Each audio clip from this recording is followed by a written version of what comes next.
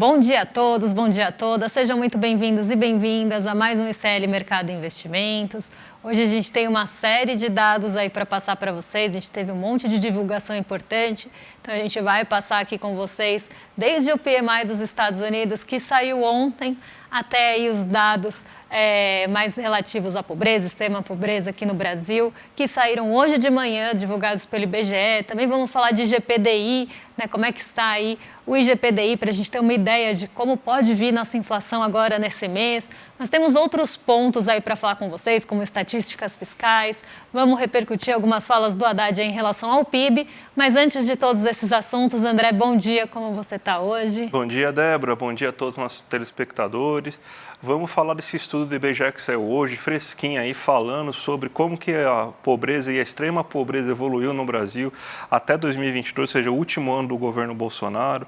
Saíram também as estatísticas fiscais, a gente vai ter que fazer algum certo ajuste aí no final do ano para conseguir cumprir a meta de déficit de 1% do PIB. Vamos falar um pouco mais sobre isso também. Vamos falar também, então, do IGPDI, que vai ser um bom termômetro para a gente começar a ver como que vai fechar aí dia 12, vai ser a divulgação do IPCA de novembro, o IPCA importante que vai definir mais ou menos aí se a gente está com um bom caminho aí para chegar na meta inflacionária. Mas vamos, antes de tudo, Débora, já começar com a nossa agenda, vamos colocar a agenda aqui na nossa tela aí. Então, o que a gente pode esperar de hoje aí, de tudo que vai sair, Débora? Bom, hoje, como eu falei, um dia bem recheado de indicadores, não tanto de reuniões, como a gente viu nos últimos dias, que tinha ali um monte de dirigentes de Fed, de Banco Central Europeu falando. Hoje a gente tem, inclusive, alguns pronunciamentos, algumas participações importantes aí acontecendo, mas um dia muito mais pesado de indicadores. Então, lá na zona do euro já saíram as vendas do varejo de outubro, logo pela manhã. Então, a gente está tendo também lá uma coletiva, né? Na verdade, já teve uma coletiva de imprensa do Banco da Inglaterra, né? Então, trazendo ali também esse relatório de estabilidade financeira. Aí a gente teve isso já pela manhã, antes, inclusive, da abertura aqui. O IGPDI, que eu já falei que a gente vai passar por aqui. Os dados aí do setor público consolidado até outubro. Temos hoje, 10h15 da manhã, então acabou de sair o relatório sobre criação de vagas no setor privado dos Estados Unidos. Esse dado também bastante esperado, principalmente depois que ontem saiu o relatório JOLTS, mostrando uma redução de vagas nos Estados Unidos ontem, ficou inclusive abaixo do esperado. Eu vou passar por esse ponto quando a gente for falar aí, principalmente do movimento da Ásia hoje de manhã. A gente tem balança comercial nos Estados Unidos saindo hoje também. Banco do Canadá vai divulgar a decisão de política monetária. A gente tem eventos ali com dirigentes do FMI também acontecendo agora durante a tarde. Estoques do petróleo dessa semana saem também depois da hora do almoço. E aí a gente tem aqueles eventos que acontecem aí ao longo do dia. Então, a gente tem o plenário da Alesp para falar sobre a privatização e votar a privatização da Sabesp. Então, esse é um ponto importante para a gente ficar de olho. Isso vai acontecer ao longo do dia. A gente tem a cúpula do Mercosul acontecendo aqui no Brasil e vai ter a participação do Fernando Haddad, ministro da Fazenda. E continuamos aí com a COP28 acontecendo lá nos Emirados Árabes Unidos. Então, um dia realmente mais de indicadores do que de reuniões, mas algumas reuniões que também devem ficar no radar. Ótimo, Débora. Saíram alguns dados, inclusive a gente vai falar também de um dado que a gente não falou ontem, né, que é o PMI aqui do Brasil, mas saiu o dado do PMI nos Estados Unidos, né? Vamos começar aí com a nossa notícia, né, porque toda manhã a gente já sugere vocês leem a notícia no nosso site aí, que tem tudo o que você deve esperar, tudo que você pode enfrentar aí pela frente no seu dia no mercado financeiro, na economia, né? Está mostrando quais são as preocupações aí do nosso amigo mercado. Mas vamos lá, Débora, o PMI saiu, né, dos Estados Unidos, mais um dado de PMI. Então, o que esse dado está mostrando aí para a gente? Isso daí gerou ansiedade no mundo para variar, Débora? Olha, o PMI ele gerou um certo movimento ontem, mas quem movimentou mais foi até o relatório JOLTS. Eu vou falar um pouquinho disso.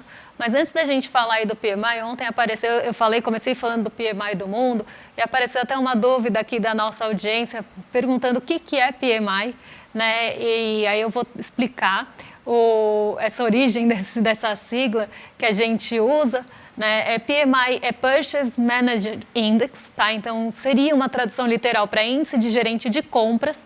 É como se fosse uma pesquisa feita aí principalmente com o setor privado, mostrando ali expectativas e também alguns dados realmente de compras desse setor privado de alguns setores econômicos. Então, a gente tem essa pesquisa feita com o setor de serviços, a gente tem essa pesquisa feita com o setor industrial e a gente tem um PMI mais geral. A gente chama de PMI porque o nome em português ficaria muito grande. Índice dos gerentes de compras, né, do setor de serviços, por exemplo, é um nome muito grande, então a gente acaba usando a nomenclatura em inglês, porque o índice ele é calculado pela S&P Global, então ele tem esse nome em inglês mesmo. A gente faz essa tradução livre, mas o mais usual é o PMI.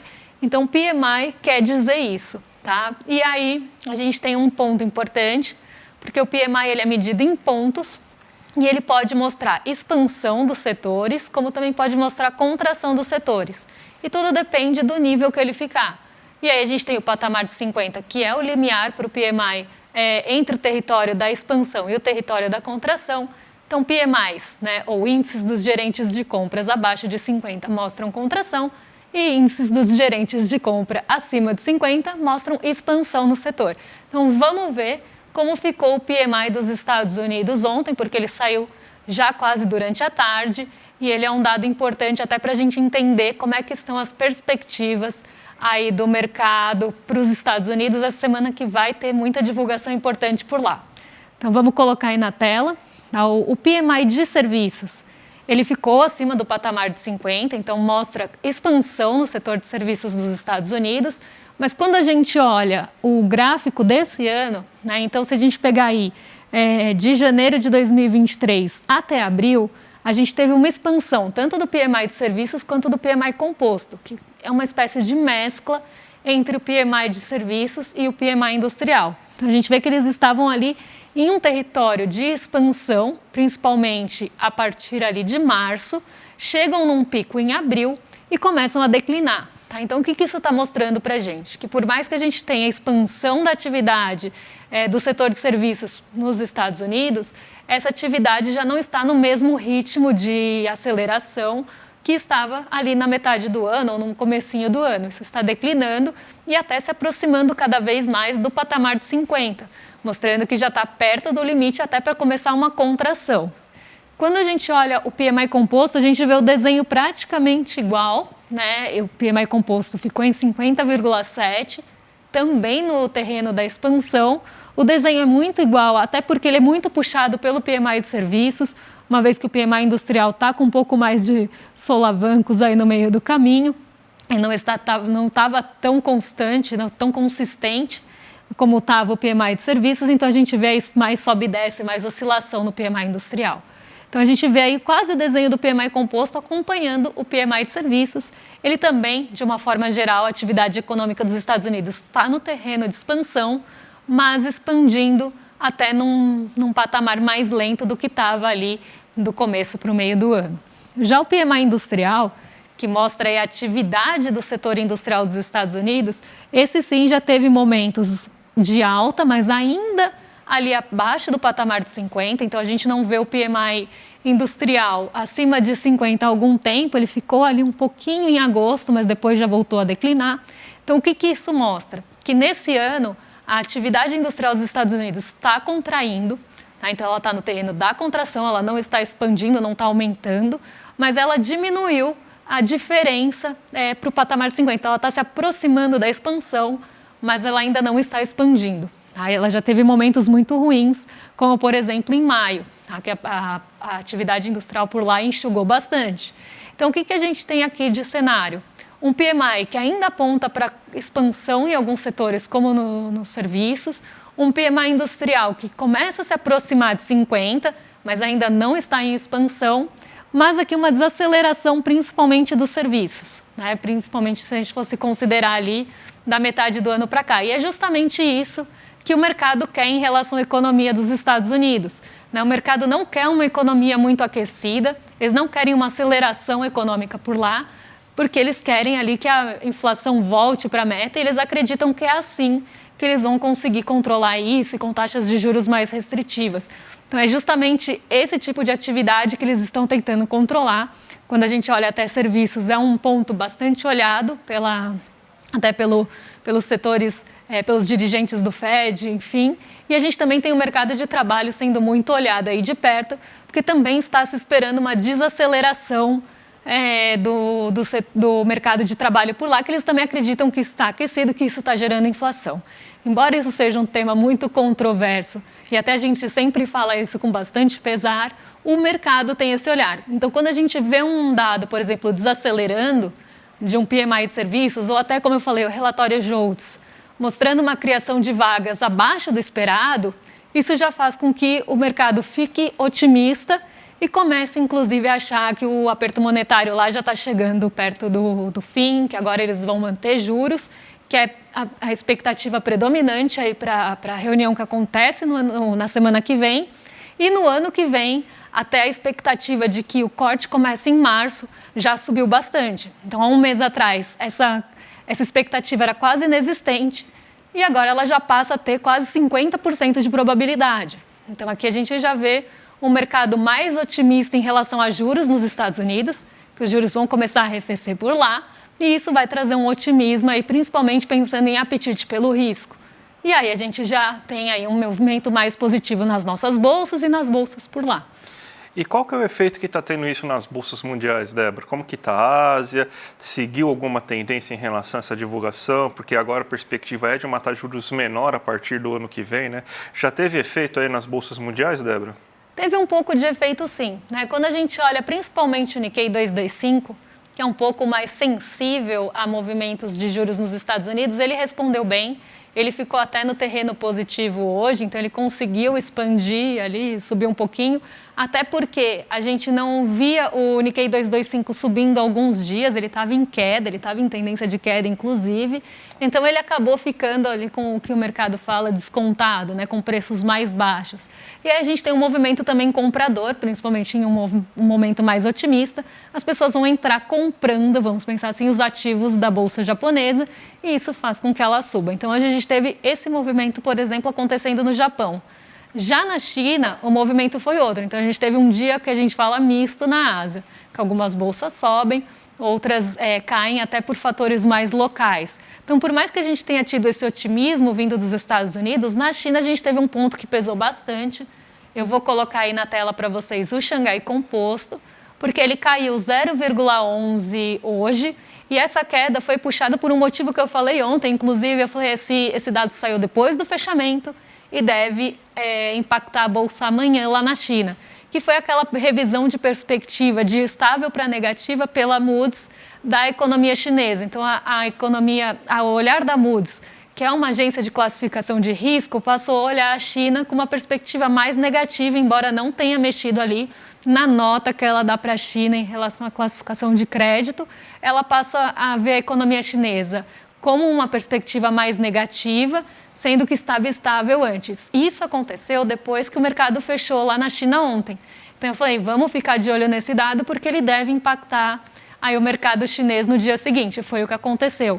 A bolsa caiu 0,11 ontem, hoje de manhã, justamente aí puxada por essa perspectiva que aconteceu ontem depois do fechamento.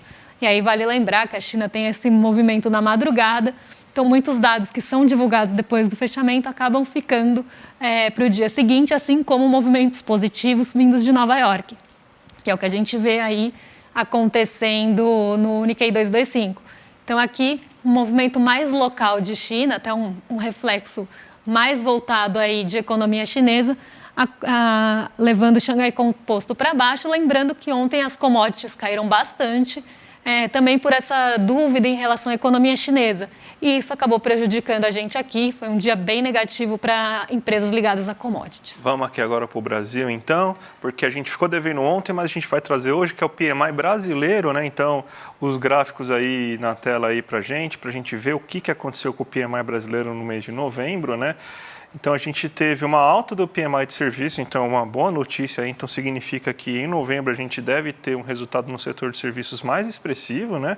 O composto, que é o geral, ele subiu, ele também está acima de 50%, então ele está em expansão, né? A ritmo de atividade brasileira, e a gente teve uma melhora no PMI industrial, que está desacelerando menos do que estava anteriormente e mais próximo do Resultado de 50, né, Débora? Exatamente. Aqui eu acho que vale um lembrete, né? Eu expliquei o que é PMI lá no comecinho do programa, mas o PMI ele tem que ser visto como um termômetro. Ele não é uma pesquisa mensal, ele não é ali um indicador que vai mostrar realmente qual foi a produção daquele setor, mas ele é um termômetro. Então, se a gente tem um PMI melhorando, por exemplo, no PMI industrial, que é um setor que está com dificuldade, inclusive está na contração aqui ainda no Brasil, ele passou ali só no mês de agosto dos 50. Né? Então, a gente vê que ele está indo em contração, mas está melhorando. Então, o que isso mostra para a gente? É um termômetro do que esperar para a pesquisa mensal de novembro. Então, a gente pode ver uma melhora no setor industrial, mas não foi só ele que puxou o PMI para cima dessa vez. A gente teve melhora no PMI de serviços, então também pode trazer aí uma expectativa, um termômetro mesmo, de que o setor de serviços melhore no mês de novembro, e os dois acabaram puxando aí o nosso PMI composto para cima de 50, mostrando que o termômetro, né, a expectativa num geral aí para o mês de novembro está mais positiva e está em expansão. Né? Ainda que a indústria esteja em contração, ela está numa contração menor. Então, os dois índices aí conseguiram puxar o PMI composto para cima, e como a gente vê, né, a nossa indústria também ficou muito tempo abaixo do limite, inclusive em abril bem abaixo, bem distante do patamar de 50, e depois ela começa a se recuperar. O que mostra também, aí até reforça aquelas expectativas que a gente viu de índice de confiança da indústria. Então, aqui a gente vê, né, tudo caminhando para uma indústria um pouco melhor, pelo menos agora nesse fim de ano, aí pelo menos do que a gente vê do PMI. E ótimo, Débora. Vamos falar então agora do IGPDI, né? Que é um dos indicadores aí da FGV aí sobre inflação aqui no Brasil. Notícia no nosso site para vocês entenderem melhor. Você teve uma alta de 0,5 no mês de novembro. O IGPDI ainda está em termos negativos, no acumulado em 12 meses.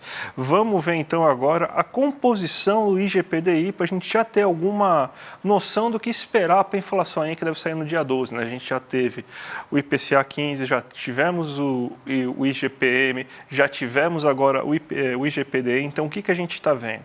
Que a alta novamente foi puxada pelo preço aos produtores. Então, a gente teve, por exemplo, um aumento no preço do diesel aí no último mês. Esse aumento do diesel, ele afeta mais o produtor. A gente teve também uma alta na energia elétrica, que também ele é mais pesado para o produtor do que para o consumidor. Então, você teve aí que, nesse momento, a gente tem uma alta de 0,63 para os preços aos produtores, que é o IPA, só que ainda está com uma defasagem bem grande, que a gente teve uma queda bem considerável do preço do produtor, né? Que é uma defasagem de 6,36, ou seja, nos últimos 12 meses, mesmo com as últimas altas observadas, o preço do produtor ainda está 6,36% menor do que se encontrava um ano atrás. Agora vem a parte mais importante para a gente, que é justamente o IPC, que ele subiu 0,27%, no acumulado em 12 meses ele está em 3,62%, ou seja, ele está abaixo do que a gente tem do IPCA. O IPCA está em torno de 4,80, se não me engano, né, no acumulado em 12 meses. E a gente teve de novo o mesmo desenho, os alimentos puxando, a questão climática está levando bastante o preço de alimentos in natura, né, batata, tomate, arroz, por causa das questões climáticas no sul do Brasil também. Então, os alimentos puxando a alta desse mês, e combustíveis, principalmente a gasolina, sendo o fator que está reduzindo, né, está amenizando essa pressão inflacionária. Então, o mesmo desenho que a gente viu no IPCA 15, no IGPM, no IPCA-DI, a gente deve ver também no IPCA final, que vai ser divulgado agora no dia 12. E o INCC teve uma leve alta, né, de 0,07, né, e com isso você teve então um aumento agora de 3,26% do acumulado em 12 meses. Então, esse aí é o reflexo que a gente tem. Não devemos ter uma alta tão expressiva, então, no último mês do ano, em novembro, né? Porque ainda o de dezembro só vai sair em janeiro, né? Mas em novembro não devemos ter uma alta muito expressiva. Então, caminhamos a passos tranquilos aí para chegar perto de 4,50, bem dentro da meta inflacionária, Débora. E aí, até um ponto, né, o IGPDI desse mês, por mais que tenha vindo aí alta, é até puxado, né, tem com alta, na verdade, e puxado aí por esses preços dos alimentos, algo que a gente vê aqui quando olha por IPC, né, ele ficou abaixo do esperado pelo mercado, né, a mediana de projeção do mercado era 0,58, então um dado que surpreendeu também positivamente aí o mercado e as projeções. Mas seguindo aqui a nossa agenda com vocês, hoje saíram dados do IBGE, né, inclusive aí um assunto importante do dia, em relação à pobreza e à extrema pobreza aqui no Brasil. Né? Então, esses dados eles são um fechamento até 2022, né, e aí a gente vai trazer um maior aprofundamento para vocês aí em casa, né, André? Perfeito, gente. A gente tem que a pobreza caiu, né, para 31,6% e a extrema pobreza caiu para 5,9% aí nesses últimos anos, né? Mas o mais importante é a gente ver como que foi o desenho, né, dessa mudança, né? A gente tem que, a partir de 2016, você começa a ter uma piora aí dos dados de extrema pobreza, né? Ele sai de 6, por exemplo, estava em 2014, ele sai de 5,2, chega em 2019 em 7,3 de extrema pobreza. Se a gente for pegar também de 2014 até 2019, a gente tem que ele sai de 30,8 da pobreza, né, para 32,5 aí da pobreza. Aí, o que acontece a partir de 2019? Governo Bolsonaro. Governo Bolsonaro, ele tem, então, no primeiro momento, em 2019, ele está aumentando, né, o índice de extrema pobreza, né, ele tem um leve aumento, né, ele tem um leve aumento do índice de extrema pobreza, cai um pouco o índice de pobreza, né, só que aí vem a pandemia. E com a pandemia, você tem, então, que na primeira hora você tem uma queda considerável e logo depois um aumento vertiginoso na situação de extrema pobreza. Ou seja, o que aconteceu? No primeiro momento, os efeitos sobre as políticas de transferência de renda, principalmente o auxílio emergencial, evitaram um desastre maior, porque a linha de cima é muito interessante se a gente for ver, que é o que aconteceria se você não tivesse os benefícios sociais. Isso aí é um indicador interessante, porque ele mostra como que seria, então, um crescimento natural, né? Eles não gostam tanto de falar que... gostavam, né? Que hoje não falam mais, né? Que era Bolsa Esmola e tudo mais, né?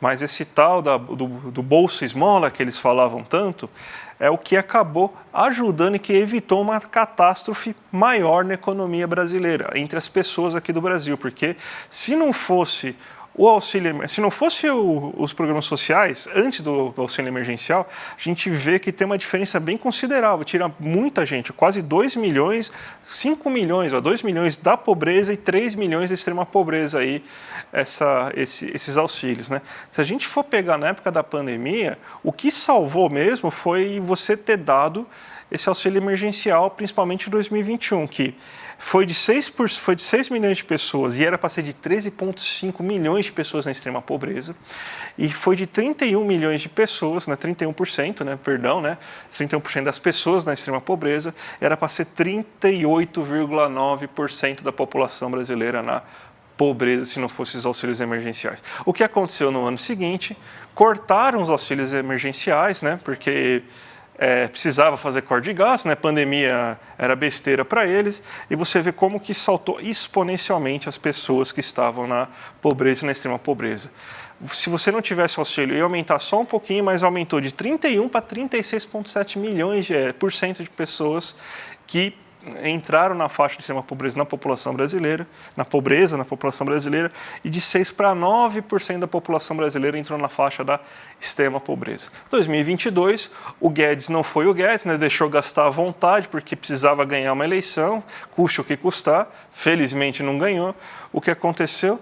A pobreza caiu extremamente. Então, quando você teve gasto fiscal pujante, você teve uma melhora na renda, você teve também um aumento dos auxílios, né, foi para R$600, né, o auxílio, o Bolsa Família, né, na época era Auxílio Brasil, né, mas você teve então uma queda extrema, saiu de 9 para 5,9 e para 31,6 aí na pobreza. Ou seja, quando gastou, olha que surpresa, Débora, quando se gastou, reduziu o nível de pobreza, porque quando você gasta, você gira economia e melhora, inclusive, organicamente, né? Sem a necessidade do programa social para você fazer aquela salvação, né? Então, o que aconteceu, o governo Bolsonaro aumentou a pobreza, principalmente em 2020 e 2021, porque não ligou para os gastos sociais, não realizou gastos.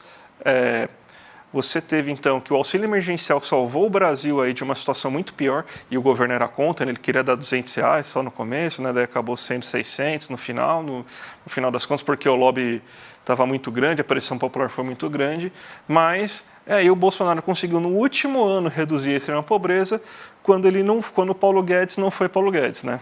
Exatamente, não é feitiçaria, é economia, tá, gente? Então, quando a gente tem essa injeção realmente de recurso, ainda mais numa parcela mais vulnerável, que vai gastar aquele recurso, isso acaba, inclusive, gerando ciclos positivos. E falando aí em corte de gasto, né? Normalmente, quando a gente fala de corte de gasto, é aqui que começa a pressão para acontecer, mas a gente vê o impacto positivo que ele tem. Mas falando de tudo isso, vamos falar das estatísticas fiscais, assunto que a gente fala bastante por aqui, né? Parece que a gente adora. Então, saíram estatísticas fiscais, né, André, aqui do nosso Brasil hoje. Saíram, o Banco Central divulgou as estatísticas fiscais, né? A gente teve um superávit primário de 14,8 bilhões em outubro, né? O governo central que puxou principalmente, então esse superávit, ele é resultado principalmente de corte de gastos que o governo já está realizando para tentar chegar na meta, né? E a gente tem o gráfico para mostrar, então, como que está a trajetória da dívida, né? O primeiro gráfico vai mostrar ela em volume, né? Cadê o primeiro gráfico? Vamos lá, chegou. A gente vê aí que nos anos aí que o Bolsonaro, dos anos 2022, foi o ano que você teve aquelas receitas extraordinárias, privatizações, antecipação de receitas e royalties do governo e tudo mais. Isso aí acabou gerando, então, esse superávit naquele momento, mas você vê que depois de certo tempo começou a trajetória de queda, né, do superávit. Então, a gente está com um déficit agora de 114,18 bilhões aí de déficit nominal. O que é o déficit nominal? São as contas do dia a dia, aquelas contas que você tem os gastos do governo que não incluem os gastos financeiros. Se a gente pega o financeiro, a gente é historicamente deficitário, né? Então, isso aí o pessoal geralmente não olha, né? Mas vamos falar aqui só em termos de, vamos dizer assim, de curiosidade, né? Porque aí não é escândalo. Porque se a gente for pegar o déficit nominal, né? Aliás, isso aqui está errado, aqui é déficit, tá? Não é PIB nominal e primário, não. O déficit nominal que a gente tem é de 834,3 bilhões. Então, isso daí entra também em juros, pagamento, rolagem da dívida e tudo mais. O próximo está mostrando em porcentagem do PIB que a gente tem aqui, tá? Então, a gente tem aqui que a gente tem um déficit primário de 1,08%, a gente tem que chegar em 1%, né? Então, a gente vai precisar fazer um certo corte nos últimos meses, né? Então, é mais ou menos isso que a gente vai ter que fazer. E o nosso nominal está em 7,8%. Está elevado, mas ninguém liga para isso, porque aí é a bolsa banqueira, então não tem problema, né? Então, ninguém fala sobre isso, né?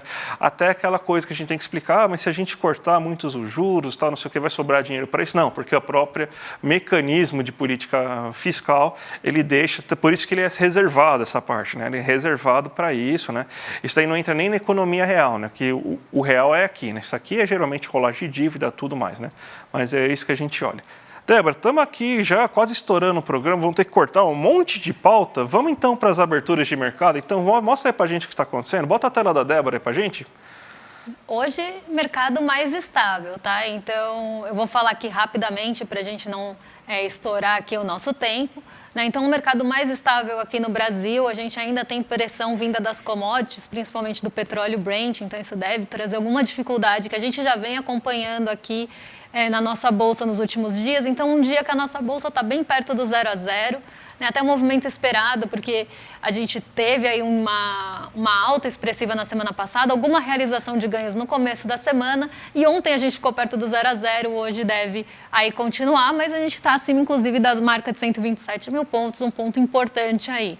Como eu falei, Nikkei 225 e Xangai Composto andaram em direções contrárias hoje, e o dólar está em queda, apesar de uma modesta alta na nossa bolsa, o dólar está em queda, aí muito esperando, né, ali o payroll que sai no fim da semana, na sexta-feira, e hoje sai o relatório ADP de vagas, então tudo isso pode sinalizar aí para um enfraquecimento do rendimento das treasuries. Até tinha separado um gráfico que amanhã a gente pode passar para vocês, que mostra justamente essa trajetória do rendimento das treasuries arrefecendo. E isso deve estimular o nosso apetite pelo risco e enfraquecer o dólar. Então a gente tem aí um dia de dólar em queda e uma bolsa em pequena alta, tá? Numa alta bem aí controlada, perto do 0 a 0. Mas esse é o movimento agora pela manhã. Vamos ver com a divulgação aí do relatório ADP se a gente tem uma puxada para cima aí, caso ele venha mais aí controlado em relação ao mercado de trabalho nos Estados Unidos. Ótimo, Débora. Dia 17 está chegando, gente. Dia 17 tem a nossa última aula do ano, dia 17 de dezembro, 8 horas da noite, um domingo. A aula com Eduardo Marinho, o poeta e filósofo das ruas, aí, imperdível. Filho de militar, estava fazendo direito, chegou a ser concursado num banco público, largou tudo aí para viver na rua, para conhecer as pessoas que moram na rua, para ampliar seus horizontes. Então ele vai contar toda essa história de vida para a gente aí no dia 17, vai ser imperdível. 8 horas da noite, um domingo. Se inscreve já no link que está aqui abaixo, icl.com.br/mercado. E já dei que o YouTube, na hora que começar a aula, já avisa para vocês não perderem essa super aula, gente. Imperdível. E pedir para vocês continuarem aí com o ICL durante o dia, porque às 5 horas da tarde tem o rolê ICL do William De Luca, que me obrigou, inclusive, a gravar uma chamada. Eu quero dizer que eu fui obrigado, coagido a fazer isso hoje, tá? Não fiz isso de boa vontade. Logo depois tem o ICL Notícias, segunda edição, com a nossa dupla de Chicos, que estão bem preocupados, Chico Sá principalmente, e o Chico Pinheiro, e a Gabi Varela. Às 7h30 da noite tem a Robertinha Garcia, o César Caleron no Sinapse, né? Sempre com uma entrevista maravilhosa. Então, até às 8 horas da noite, antes de começar a rodada, tem toda a programação de série para vocês acompanharem. E amanhã a gente está de volta a partir das 7 horas da manhã. Lembrando que amanhã também é dia 7 de dezembro, vai ter a abertura ali da Caixa Surpresa. Eu estou ansiosíssima para saber o que é. A gente tem o monitoramento CME Group aí no mercado financeiro, a gente tem o ICL, monitoramento ICL Group aí, monitorando o que vocês acham que tem na Caixa. Eu adorei o Panetchonsky, estou esperando aí também para saber. Amanhã, não percam, a gente tá de volta. Até amanhã, gente. Tchau, tchau. Põe na agenda que esse vale a pena. 17 de dezembro, domingo, às 8 horas da noite, Eduardo Marinho, filósofo das ruas, sucesso da internet, das redes sociais por suas reflexões e textos, vai dar uma aula para o Instituto Conhecimento Liberta. Para você participar dessa aula ao vivo e que não tem replay, clique no link aqui em cima ou aqui embaixo e se inscreve agora, gratuitamente. A gente se vê lá.